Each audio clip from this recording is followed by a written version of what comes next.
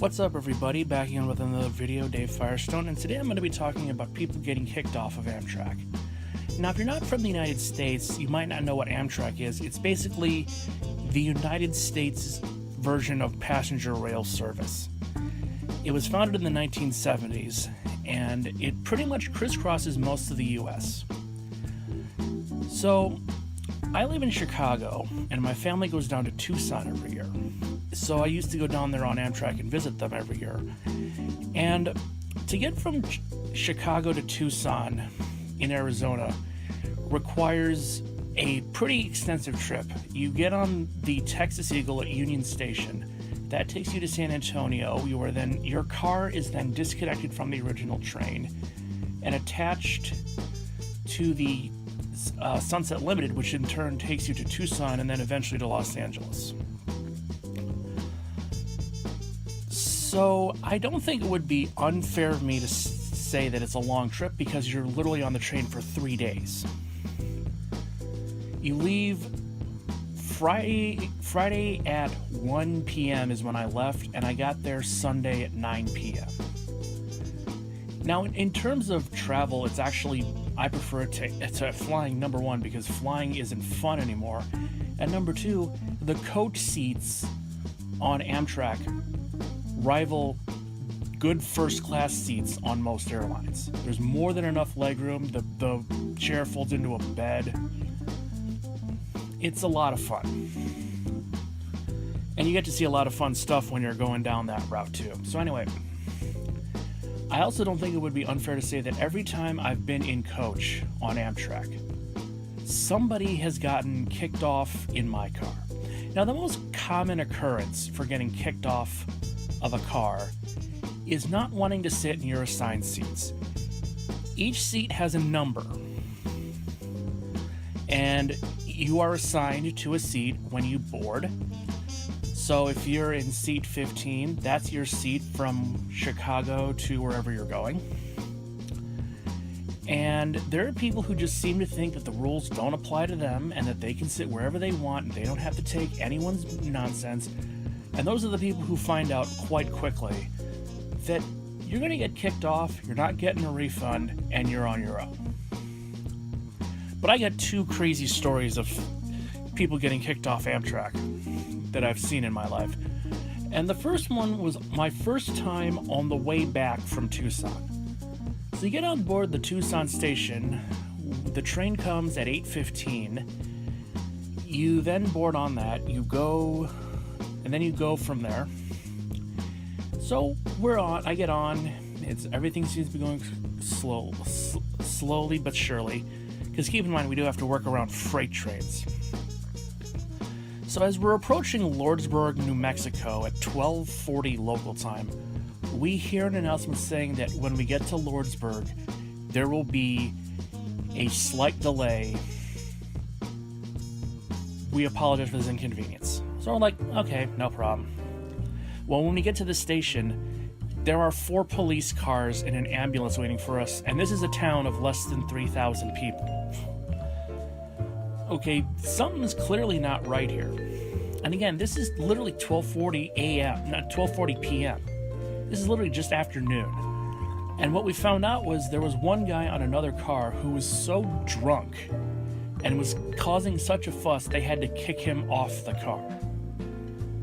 Now listen, I enjoy hydration as much as the next guy, but when you're getting booted off a train at 12:40 in the afternoon because you're so drunk and disorderly, that should be an immediate sign you need to go to rehab. If that isn't one, I don't know what is. So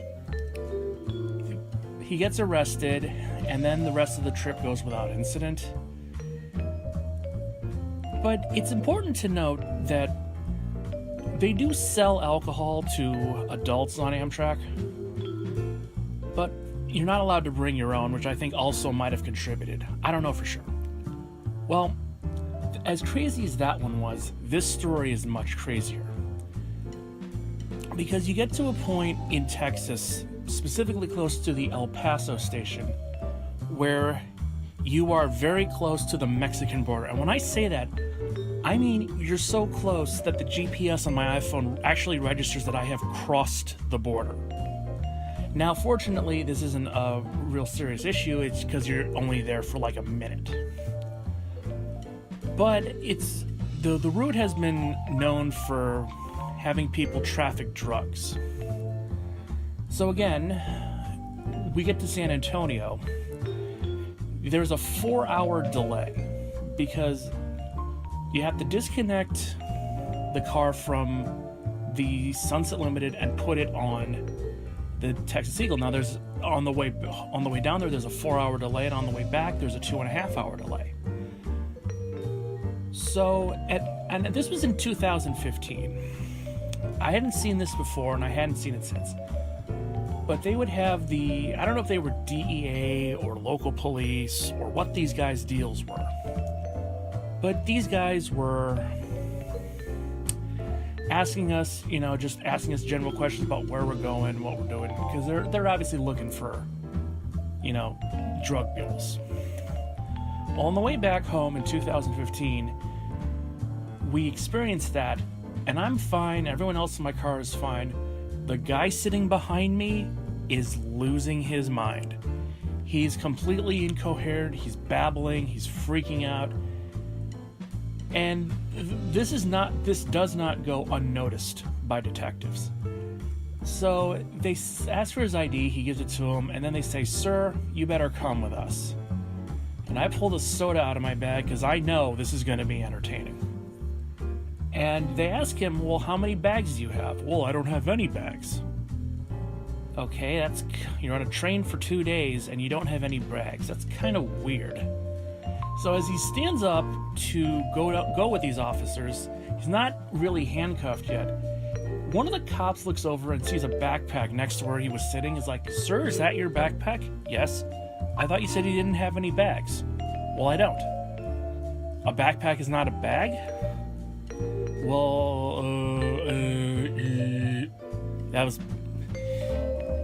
He's really not... He fell out of the stupid tree and hit every branch on the way down. So we go downstairs. I wait for I give the detectives a few steps ahead of me, and then I go down. It turns out he has 4 bags, because there are 4 bags outside of the car that we were at. And there's like 4 cops, and the one cop who's doing the interrogating is clearly the one who takes his job very seriously. And he looks at the guy's ID, I swear on a stack of Bibles, asks the guy, "Are these your bags?" Guy goes, "No, these are not my bags." Without missing a step, the cop looks back at him and says, "Sir, your name and address are written on all the tags." Which is, you're not going to be able to argue your way out of that one. Well, he tried, and he tried to throw his own mother under the bus. Which, gotta be an idiot to do that. So then the cop asks, "Can I search your bags, sir?" And the guy's like, "No, you can't search my bags. I don't give you permission." So the cop that was near where we were standing has a sense of humor. He turns and looks at us and just says, "You're going to want to stand back." He then brings out the largest German Shepherd. I think this thing was crossbred with a horse. It was just this giant German Shepherd. And the dog walks up to the first bag, sniffs, sniffs, sniffs, sits down. Now this guy is far past fucked, because the dog has now given an indication that he smells drugs in the bag. So the cop with a sense of humor is like maybe 15 feet away from us. He opens the bag, looks through it, turns to us, and goes, "Uh-oh," and proceeds to pull out this package that's a square duct tape box that's literally 3 feet wide and at least 6 inches thick. And the look on the guy's face when he pulled that bag out was just, I wish I had my camera ready. Because it was that look of, I've just completely fucked over my life and there's nothing I can do to stop it. Because now he was really, really screwed. And the cop takes his knife and cuts open the bag. And I'm not going to say... Let's put it this way. When he did that and we got the scent of what was in there, I suddenly had an urge to go to the vending machine and get some Lance roasted peanut bars. By the way, Lance, could you bring those to Chicago? Those things rule. So anyway, then the handcuffs come on, and he's just crying like a bitch and begging, because he's pretty much going to jail for a long time. And so they open up the other bag, because he's been arrested, the cops can do that. So bag number 2 contained a similar sized package to the first one, but this one full of hash. And then there was the big one. Bag number 3, pound of black tar heroin. Street value, $95,000, to which this moron decides to try to say it's for personal use. Really? 95 grand for personal use? Superman would overdose on that much heroin. It would kill Deadpool, for God's sake. It's not for personal use. You got caught. And then they open up bag number 4, which was his legitimate bag. Like, all the other bags had clothes and stuff, but it clearly wasn't stuff for him. Unless he's wearing a polka-dotted blouse, I don't think the bag of women's clothes was for him. So he winds up going to jail. We all go back and we all go to sleep. And the next day I wake up and it's sort of like, okay, did that really happen or did I dream that happening? And as it turned out, I didn't dream it happening, it actually did. So yeah, that's why I love AMTRAK, because sometimes you get free entertainment in addition to amazing travel.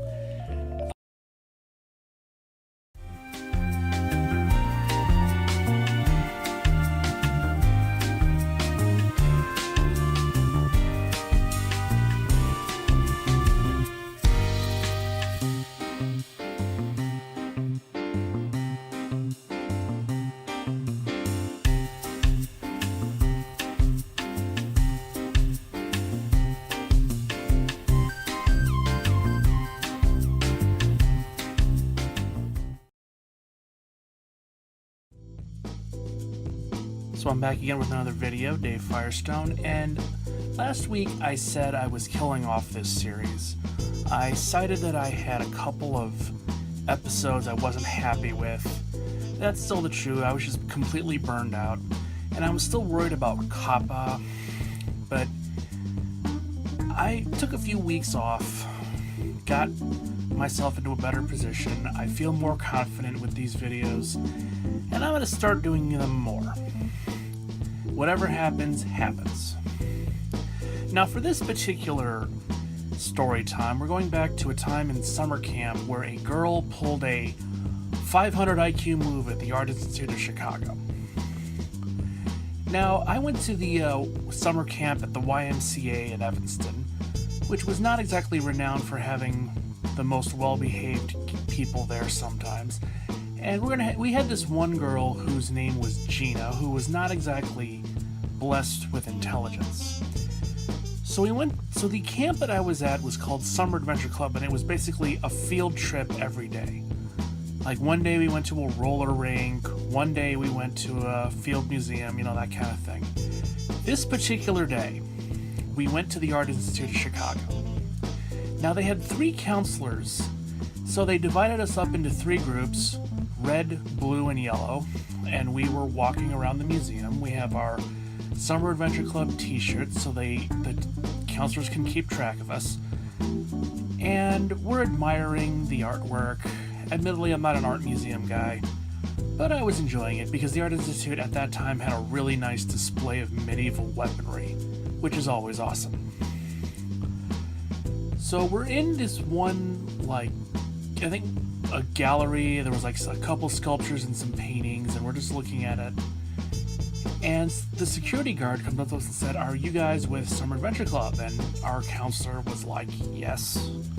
"Well, you need to go to the security office." Like, what? So we get there, and the other 2 groups are there. And we're outside the main area, and you could hear yelling through the door. Whoever it was that was yelling was really enraged. Well, about a minute later, the door opens, and our counselor comes out. And the expression on his face, you needed a camera. There's no way I could do it justice. He was enraged. And then a little girl followed. One of the girls, I'm going to call her Gina because I know that wasn't her real name, comes out after being yelled at some more. So we get on the train and we're heading back to Evanston, and nobody knows exactly what happened. We know we got kicked out of the Art Institute. We actually had to stop on the way home to get something to eat for lunch because we were going to have lunch in the Art Institute, but we were basically booted out. They didn't give us our lunches back for, God only knows why. And we get home, we get to the YMCA, and we're in our area, and the main counselor just yells at us. Not Gina, who was the cause of all of this, but all of us as the camp, even though the majority of us were behaving very well. And so we get yelled at, we get told that, we don't know how to behave and blah, blah, blah. And again, nobody really knows what's going on at this point. Then it gets explained to us, and suddenly it begins to make sense. You see, Gina, in her infinite wisdom, decided it would be a good idea to walk up to a $4 million oil painting, step over the rope boundary, lick her finger, and touch it. And it's like, why? Why? In what part of your brain did you think this was a good idea? Because, I did some stupid things at that age, but I would never do something like that. There were lines you knew you didn't cross. And she was asked point blank, why did you do this? Her explanation, and I wanted to hear the answer, but her explanation was beyond idiotic. She said, well, I just wanted to see if the oil would come off. Oh, and it should also be mentioned that this particular oil painting was worth about $4 million, I believe it was not a cheap painting. This is the kind of thing where you have to have a legitimate auction house sell this. You can't just go and buy it in like a flea market. And she's like, well, I just wanted to see if the oil would come off, and then that prompted another round of yelling. And so we all left miserable because, again, I got yelled at for something I didn't do. If I do something wrong, yell at me. Fine. But if I'm not guilty of anything, don't take your anger out on me. So Gina I think she got suspended from the camp for like a week. And I don't think, I went to that camp for a few more times. I don't think we ever went back to the Art Institute. Now that could be because they didn't want us there, or we were just too embarrassed to try, but yeah, that's how not to behave in that's really how not to behave in an art museum.